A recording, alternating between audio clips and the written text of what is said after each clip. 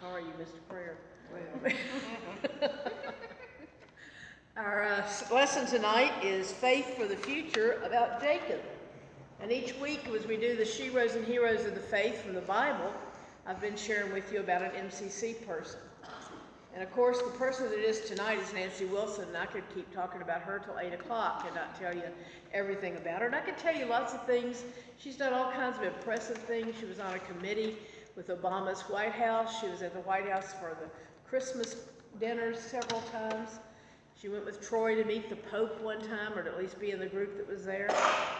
We joke about that because she had to wear a skirt. But she's just been involved in so many things. But again, I picked up her little book and I was thinking, what's a story that tells the heart of Nancy? I'll share with you just this little story, and the title is It Could Have Been a Million.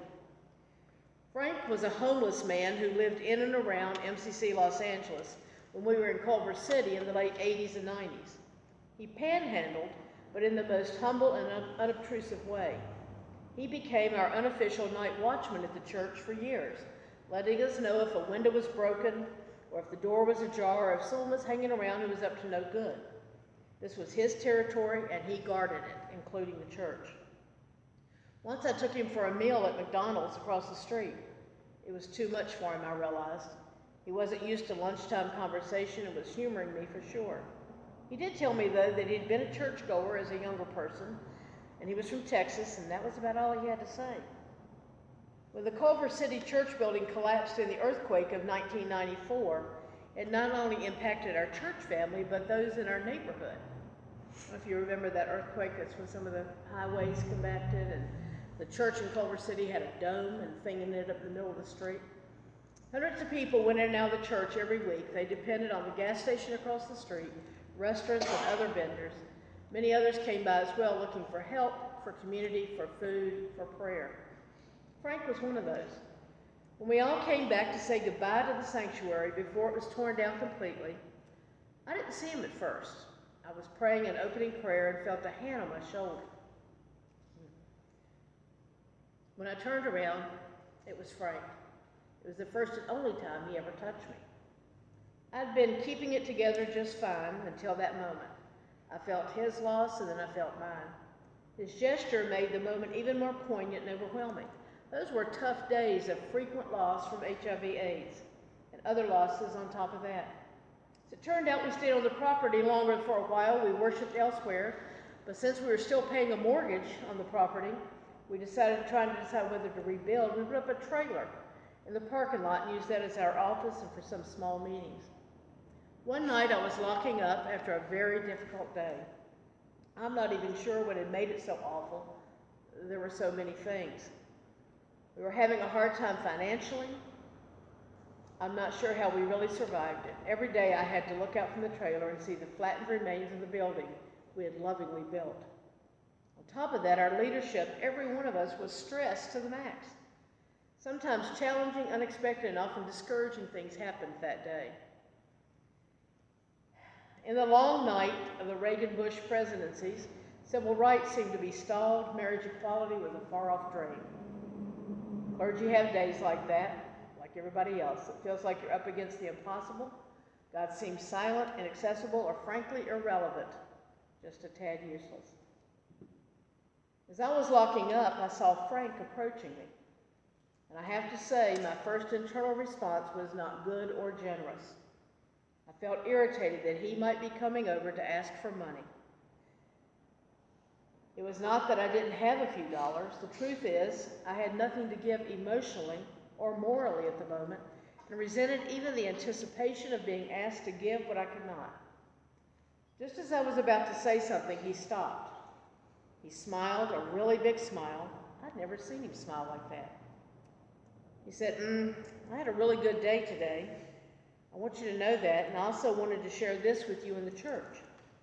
He handed me $5. My jaw kind of dropped. I took the bill from him.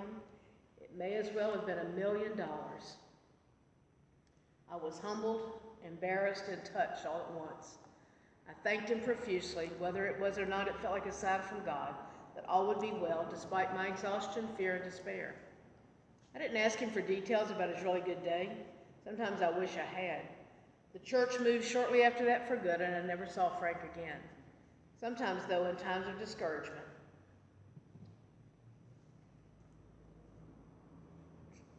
I can still feel his hand on my shoulder and see that smile and the $5 bill in his hand. That's the heart of Nancy. Nancy, who was our vice moderator and who's just an amazing person. One more story, I'll get on with things. She had a man come to her church who wanted to be a deacon, and he couldn't read. And he was borderline homeless. And several times a week, she would ride the bus with him and teach him to reading the Bible. And eventually he got to the point where he was ready to be a deacon. But she took time out of her day, several days a week, to ride on the bus with him, because that was a cheap way of transportation. And on the bus, taught him to read. Okay, moving on to good old Jacob. Boy, we had all kinds of mess about him last week. Somebody like to read Hebrews 11, 20 to 22?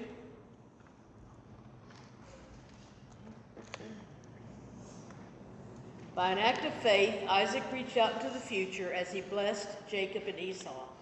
By an act of faith, Jacob on his deathbed blessed each of Joseph's sons in turn, blessing them with God's blessing, not his own, and he bowed worshipfully upon his staff. By an act of faith, Joseph, while dying, prophesied the exodus of Israel and made arrangements for his own burial. We've been reading a lot of Hebrews 11. Each one of Abraham's children, descendants, demonstrated faith to give them a land to dwell in. You've been following along. They all had their faults, didn't they? They had the things that you'd think, why is God writing? Why did God bring us this story? But each one of them in their own way continued to demonstrate that faith that would bring them back together. We talk about this blessing, and that's not like when you bless the food. That's not when you come to somebody and have a blessing. These were very special blessings, and there was nothing you could do that would reverse it or rescind it. You were stuck. If God had blessed you or prophesied over you, you were stuck with that. And many times it was pretty specific. It's interesting, in these little verses we hear that some of the genealogy, and I started to make a genealogy chart so we could keep all these guys together and figure out what's going on. But in this time, Jacob accomplished a blessing and blessed Joseph's two sons.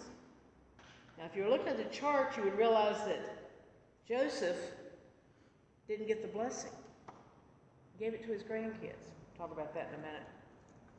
And the promise, when it said that Joseph made plans for his funeral, that promise was that one day he would be carried back to Canaan, back to the promised land. You may or may not know your story about this, but Joseph believed and asked to be buried in Canaan, not Egypt. And 300 years later, when Moses and the folks took off from Egypt to go back to Canaan, they carried his bones. Talk about family tradition. Of course, I get this vision of them packing up to leave, and it was in a hurry. Oh, wait a minute, we got to get the bones. But he made that promise. He made that promise. Another thing that happened was they were buried in a piece of land that had belonged to the family way back then. What promise from God about the future do you hold to most passionately? How does that confidence in the future affect the way you live today? Do you have any promises from God that you live on? I'm not saying that God had come down and put God's hand on you, but is there anything you've ever read, studied, or believed that you stand on? The promise of the kingdom of heaven. Okay, the promise of heaven, promise of the kingdom of God. There's a verse over in Psalms that I didn't take time to look up, but it says that God's children would never be seen begging bread. That promise that God would provide for us. And there have been some times. When my checking account didn't have a comma, didn't have any numbers in front of the period, but never been forsaken. Any other promise that you've ever heard or thought that's really important to you? Yes. Again, I can't tell you the chapter and verse, but the verse that says, "I have called you by name, you are mine." Called you by name and you are mine. Amen. Now, if we had this little guy that gave me the prayer shawl here, he could tell you, "Oh, honey, that's blah, blah, blah, blah, blah." And he'd come up with those verses left and right. I can't do that either. But yeah, that God knows us by name. Knows us by name. And sometimes it may not be a Bible verse. It may be something somebody else predicted, prophesied, told you that you were going to do. I knew early on that God had called me to preach. But in the Baptist faith, I had a couple of problems. One, I was a woman, one, I was gay. And I held on to that, though, for a long time until it finally came to pass. Jacob was the most deceitful and scheming of Abraham's descendants. That's a nice title. And yet at the end of his life, he demonstrated remarkable trust in God's ability to keep God's promises. What factors might have brought Jacob from the place of a schemer to the place of confidence in God's plans? Do you know anything that happened if you have read some of the other parts of Genesis? Reason Jacob may have come around? Do you know that old song, "We Are Climbing Jacob's Ladder"? You know where that story came from? When Jacob was running away because he cheated his brother out of his birthright, and he finally got tired and laid down to go to sleep, and he had this dream of angels going up and down, and one of the angels got into a wrestling match with him. So in that time that God appeared to Jacob in this dream and repeatedly gave the promises, that would have a little life-changing experience, wouldn't it? And then he gave Jacob an abundance of sons. That doesn't seem quite fair, does it? Here he had lied and cheated. Because children in that day, apart from how it figures into the Hebrew history, children in that day, that was your money. That was your retirement. And he gave him lots of sons. Then later on, he exalted one of his sons, made him head of Egypt. Who was that? Joseph. Made him head of Egypt. Sometimes we have to outlive our family's reputations. You got any of those folks in your tree, your family tree? You know, and maybe your folks, pardon me? How many do you want to have? Oh, I thought you were volunteering to be the one for your family. Oh, I am. I'm one of them. Have you ever had your mother or grandmother or grandfather say, "Don't be like your uncle so-and-so. Don't be like your aunt so-and-so." But Joseph had even walked out from that scheming time. Now we have this strange blessing that goes on here. And it's in part of that Genesis that you could have read. Why is it significant that Jacob claimed Ephraim and Manasseh as his sons? Were they his sons? No, they were his grandsons. They were Joseph's sons. If you've ever looked at a picture of the Holy Land, Canaan, it was all divided up into these 12 groups. Remember the 12 tribes? And I learned something tonight I'd never known before. Because, there was Reuben, and there was this one, and there was Benjamin. And all of those 12 sons of Jacob had a little portion of land, except there was not a tribe of Joseph. Jacob gave Joseph a double blessing by blessing his sons. He skipped Joseph. By claiming Joseph's 2 sons, he raised them to the status of being actual inheritors. I know one family, and it was a parent and 2 grandchildren, and the grandparents did not want to be thought of as grandparents. They thought that would make them old. And so they always referred to these 2 grandchildren as their daughters. I thought it was kind of weird, but it was that way of bringing them, and then when those people died, they left what they had to the granddaughters. A double portion of the blessing. Turn to Genesis 48, because there's something weird that happens during this blessing. I shouldn't say weird. Strange, different, weird.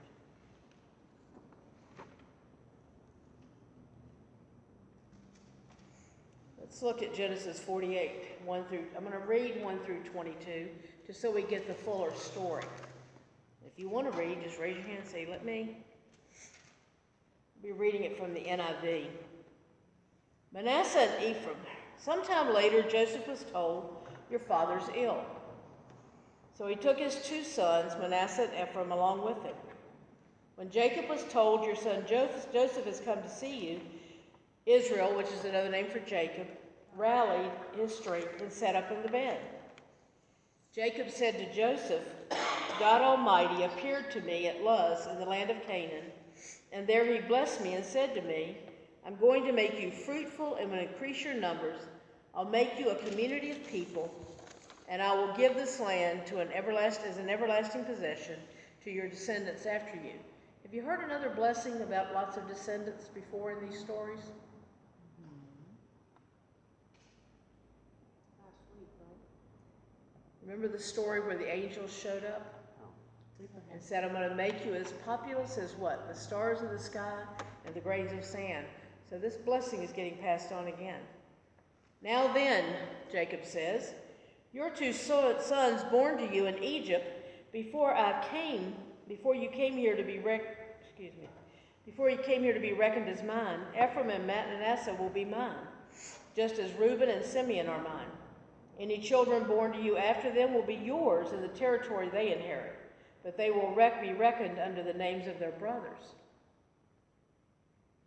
As I returned from Paddan to my sorrow, Rachel died in the land of Canaan while we were still on the way to where God was leading them, a little distance from Ephrath. So I buried her there in the road by Ephrath, that is Bethlehem. Another part of the story, Bethlehem. When Israel saw the sons of Joseph, he asked, who are these? They are the sons God has given me here, Joseph said. Then Israel said, bring them to me so I may bless them. Now that's pretty traditional standard, right? Following along with all that's happened to all these other people. Now Israel's eyes were failing.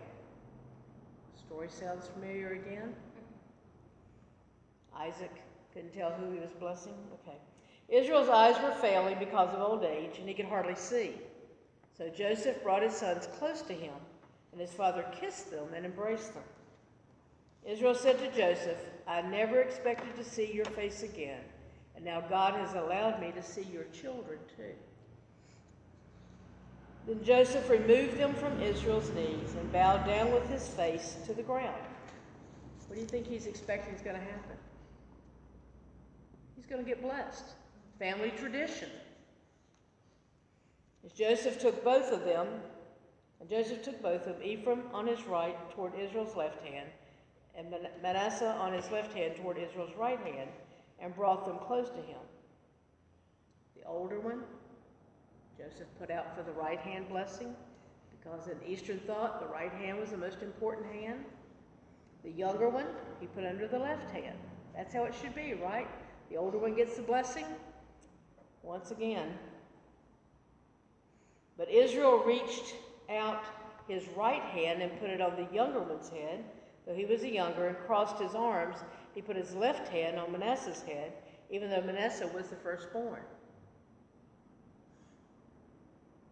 Then he blessed Joseph and said, may the God before whom my father Abraham and Isaac walked, the God who has been my shepherd all my life to this day, and the angel who has delivered me from all harm, may he bless these boys. May they be called by my name and the names of my father Abraham and Isaac, and may they increase greatly upon the earth. When Joseph saw his father placing his right hand on Ephraim's head, he was displeased. So he took hold of his father's hand to move it from Ephraim's head to Manasseh. Surely, Dad doesn't know what he's doing. Joseph said to him, no, my father, this one is the firstborn. Put your right hand on his head. But the father refused and said, I know, my son, I know. He too will become a people, and he too will become great. Nevertheless, his younger brother will be greater than he, and his descendants will become a group of nations. He blessed them that day and said, in your name will Israel pronounce this blessing. May God make you like Ephraim and Manasseh. So he put Ephraim ahead of Manasseh. Then Israel said to Joseph, I'm about to die, but God will be with you and take you back to the land of your fathers and mothers. And to you, as one who is over your brothers, I give the ridge of my land I took from the Amorites, and with my sword and my bow. Lots of parts to that story. He said, Joseph, that he was over his other brothers. Do you remember the rest of that story? Remember the story where, my glasses are here. Remember the story where Joseph was the younger at that point, and the brothers got upset with him? You remember what made them really upset? The coat of many colors. And the brothers were so jealous. What do you mean you're giving our little brother that? What have you given us? Long story, they killed him, dipped it in blood, told the dad he was dead. Later he comes back from Egypt. You've seen that. You've seen the story. You've seen the movies. And yet he came back as a leader of the brothers because he had saved the whole nation. All this story, everything's out of place. Everything's out of order.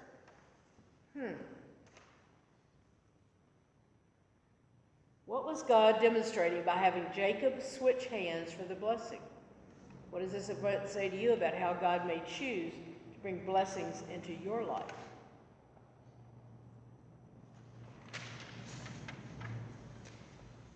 Who picked which kid would get blessed?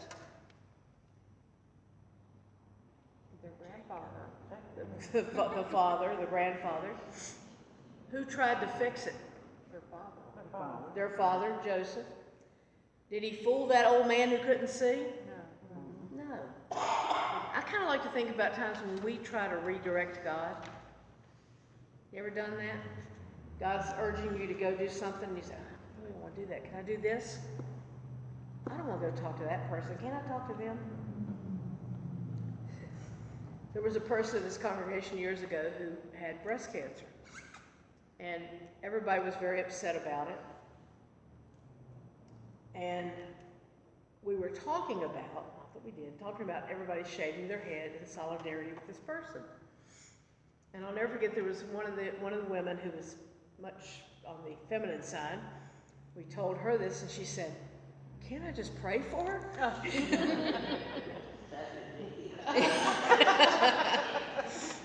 But you know, and we never did all shave our head, thank goodness, because I've got a lumpy head. But we try to redirect God. Think about this story we've been talking about all this time.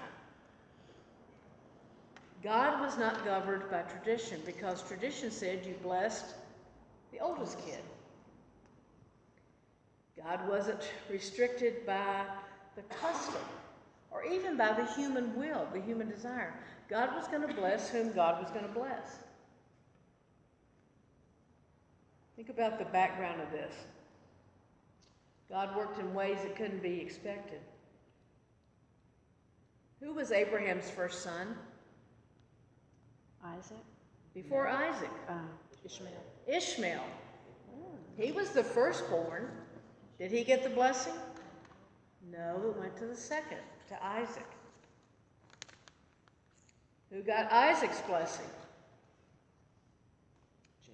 Jacob, because the older brother Esau was cheated out of it. This isn't fair. This isn't fair. Jacob's first son was Reuben. He was the one who had been with Jacob through all these years. But who got the blessing? Not even the younger brother this time. God really giggled this time and said, I'm going to bless the grandkids. We try to put God in this box. You know what I mean?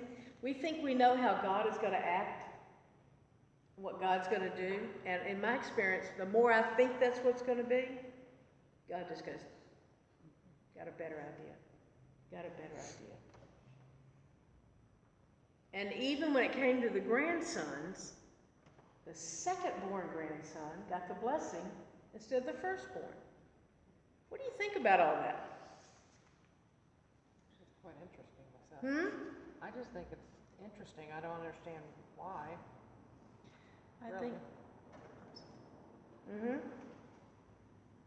think it's human nature just to stay with the status quo.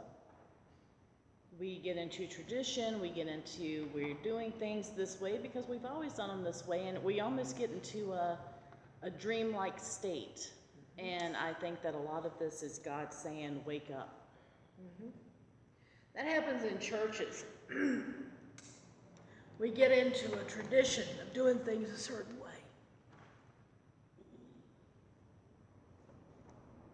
Or it's the way it was done in our early church. It amazes me the number of things that are not in the Bible. We cover the cups of communion. Is there any instruction in Jesus or Paul telling us to do that? We take up an offering in church. Do you read anything in Acts about the early church taking up an offering? The only time they did was to send it to the widows somewhere. We think you have to do things in a certain order in a worship service. I don't see an order of worship anywhere in here. Now, I'm not saying anything's wrong with any of those things, but if we let the tradition hamstring us, tie us up, then we miss the point. We miss the point. Just like when I turned to Keith Sunday and said, don't put the scripture up. And I didn't know what I was going to do till I turned to him and said that. Now, some people would have said, the bulletin says, you know, what do you want? Mark such and such. And they would have sat there. Huh? Do what? I already had it open, ready to go.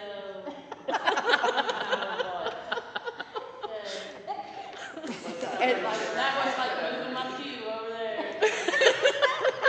and see, Wendy, there are some people who would have never been able to hear the rest of the service because they were like that. They were like that. Now, hopefully you've readjusted a little bit. But even in these early days of the community of faith, the nation of Israel, the Jewish community, God was already saying, don't get so hung up. What happens years later when they get all those laws? They get so strict on what you have to do and how you have to do it. How many steps a day you can take. What you can do on the Sabbath and what you can't. We've talked about this before. Many of us grew up with things you could not do on Sunday. Like? Couldn't drink. Couldn't drink. Honey, in Baptist house, you didn't drink at all, okay? What else? Mow the grass. Mow the grass. Get your cow out of the ditch. Get your cow out of the ditch, if you had a cow. What else? Play cards. Play cards. My mother would never hang clothes on the clothesline on Sunday. But for the longest time, the businesses. Yeah, weren't stores, open. yeah. Businesses weren't open. Now, does it say explicitly anywhere in here that you can't play cards, and you can't hang your clothes out, and you can't mow your grass? No, that's some of that tradition. And I understand that it's out of respect for the day, don't get me wrong. But you see how easy it is to fall into those traps? We think we're so, new as MCC, but every once in a while somebody will come up and say, we've never done it like that before. You ever had that happen here in the congregation? Maybe we've never done it like that before. Get ready, it's going to be some other changes.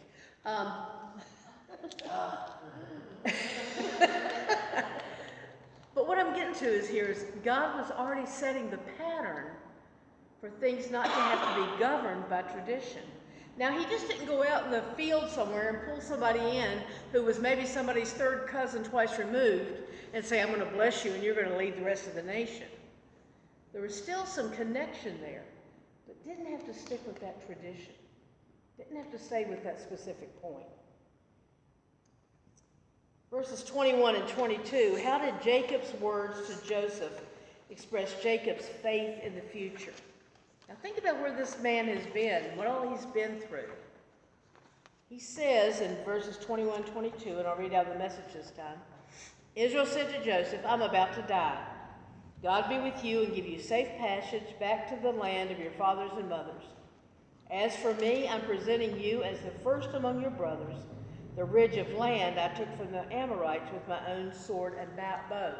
This was land that Jacob had already conquered, as opposed to when they come back into the promised land and they have to get hold of everybody. He said, I'm giving you that land I conquered way back. What else shows he has faith in the future?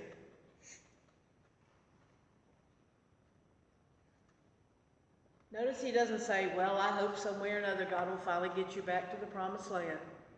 Do you hear any of that? No, he says, I'm about to die, and God give you safe passage back. Do you hear something affirmative about that? Not only that, but he tells him where he can have his first camp if you want. You already own this land. You already own this land. Out of Jacob's entire life of 147 years, the writer of Hebrews singles out this act of blessing Joseph's son as the outstanding example of Jacob's faith. 147 years, and he gets one thing that he's remembered for. It's kind of good they didn't go back to all the other bad stuff. But one thing that he's remembered for. And the question is, if Hebrews 11 were still being written, what act of confidence in God would stand out as a demonstration of your faith? Now, I'll take it a little bit off, so you don't have to necessarily talk about yourself. You can if you want. But what's one time when you saw somebody trust and stand on what God had said to do?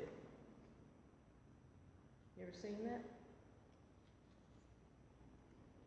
Like someone not changing their mind? I don't understand what you're saying. Have you ever seen somebody who trusted God to do what God said? And you'd say, wow, that was an act of faith. Well, when you came back here. Okay, when I came back here, I think that was an act of faith. Jury's still out. You know, I think of people who are ill but trust their life to God, whether that's going to be a complete and utter healing. Some of you, you've been through job changes, you've been through relationship changes, and it's been hard. But I've seen you stand on what you know God has for you. Sometimes a little shaky, but stand on that. Stand on that. I think about people like Jimmy Carter, our former president. Wonderful man. History's going to one day just make him a shining light. But here he's been so ill. He's had cancer. And you know where he is every Sunday morning? Teaching Sunday school at his church in Plains, Georgia. Not just limping in on the back pew and laying there. Teaching Sunday school.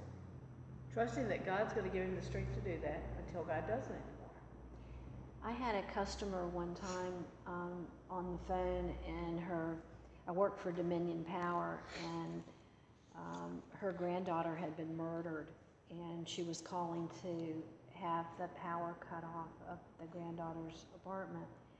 And this was a country lady, you know, it was a small town, and she had said something about her faith in God, that it's not just when you're high on the mountaintop, but also when you're in the valley. And that always left an impact on me because of everything she'd been through with the loss of her granddaughter. And she's expressing faith at a time like that. And I know she probably had some dark times, but she had that assurance and that knowledge that God just isn't with us on the mountaintops, but in the valleys too. One thing you see about these Old Testament characters and some of the New Testament, even though they've messed up, even though people around them have messed up, there's this little string, this little piece of trusting God for the future through it all. I don't know if I could have done that. I don't know that I could have done that. I hope I could. I hope I could, but especially when God started changing the rules. Changing the rules, you know, here let's say I'm Joseph's other son. He had another one. And I'm thinking, well, Dad's going to get the blessing, and then he'll be able to give it to whomever he wants to for Buzz. No, that's not what happened. Did it ever seem that God changed up the rules for you? What you thought was going to happen didn't happen? That can be a real discouraging situation. Or you can take a deep breath, pull out your Bible and your prayers, and move on to what God has next. The writer of Hebrews also sees Jacob's blessing on Joseph's sons as an act of worship How is confidence in God's promises for the future act as an act of worship? What strengths would you pass on to others? And I like that the study brought this out because we tended to see this as history. I tend to see it as slides popping up there. This one blessed this one blessed this one cheated this one. And yet when Jacob gets down to that last blessing, it doesn't say they were in temple, doesn't say they were among other people, but it was a very private act of worship. I'll share with you just a couple of thoughts. Genuine worship is acknowledging God's worth. Now think about what we think about with worship. Genuine worship is acknowledging God's worth. It's exalting God's character and goodness. That blessing showed that God's ability and authority with unlimited power and a desire to bless out of grace. I think that in our 21st century churches, we think worship is passing the offering plate and singing and standing up and playing music. And we forget sometimes about just how wonderful it is to be able to worship God. Think about in your prayer life and in my prayer life. Do I ever just tell God, I love you? Do I ever just tell God how wonderful God is? Or am I quick to get to that gimme, gimme, gimme, gimme, gimme? Oh, by the way, thank you. Think about the people that are important in your life. What if all they ever do is call up and tell you what they need, call up and tell you what they need, and not only don't say thank you, but don't ever say what a good person you are. So even in this very end, Jacob was showing about worship. Like I said Sunday, I love the Old Testament. And you can get real caught up in these names and trying to figure all this out. But if you get something like the Message or something, and just read the stories of these people, it's really phenomenal. Really phenomenal. And again, we go back to the hero part of being a faith for the future. What's the hardest thing about having faith for the future?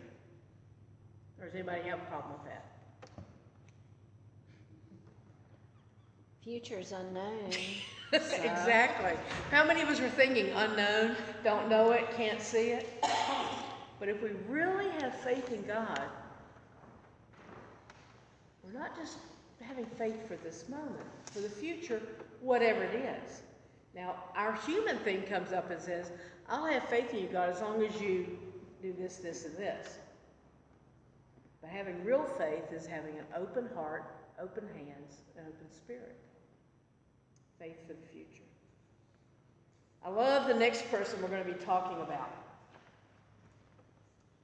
And I hope that I'm going to challenge you to not depend on the movies and the TV shows that you've seen about Moses. There's more to the story, and in case of the Ten Commandments, there's less to the story. But when I was at camp one time, they had us walk to this drive-in theater to see the Ten Commandments. We took our little pillows and our little blankets. And it was really scary, you know, when that fog of death comes out and everything. But I kept being a good little Sunday school kid. I kept thinking, I don't remember that being in the Bible. And I don't remember that being in the Bible. And I could show you the Bible that I went back to my camp that night and quickly read all the Exodus stuff. So I could, that wasn't in there, that wasn't in there. But we're going to talk about resting on a trustworthy God. Resting on a God we can trust. If I invited you into my house and I said, oh, that chair is 150 years old, but you can sit in it, it'll be okay. What would you want to do? Sit somewhere else. But what if I said, it's really okay, and I sat down in it? Would you sit in it then?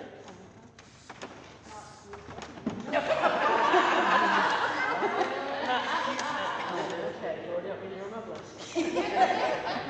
But Moses had a lot of reasons to not trust God. And yet we'll see here in this study. Take the time to read these scriptures. It's not that much as it has been in some of these. But read them and think about the real story of Moses. And also be thinking about what has ever caused you to not think God was trustworthy. Say that again. What has caused you not? Whatever has made you think God was not trustworthy. I mean, I can tell you things that would make me not trust you or you or you. Not that it's happened yet, but I could. But what's ever happened in your life that made you not trust God? Any last minute prayer requests or praises other than Jean traveling this weekend? It wouldn't be Bible study if I get to pick on Jean or Pat, one or the other. Loving God, we thank you for this time. We thank you for the continued reminder that you are God and that you are the one who really makes the decisions in our lives. You're the one who leads us and gives us opportunities, and you're the one we can trust. May we not fall into the trap of tradition and trying to put you in a box, but stay wide open for whatever you want or need from or with us. In your name we pray. Amen.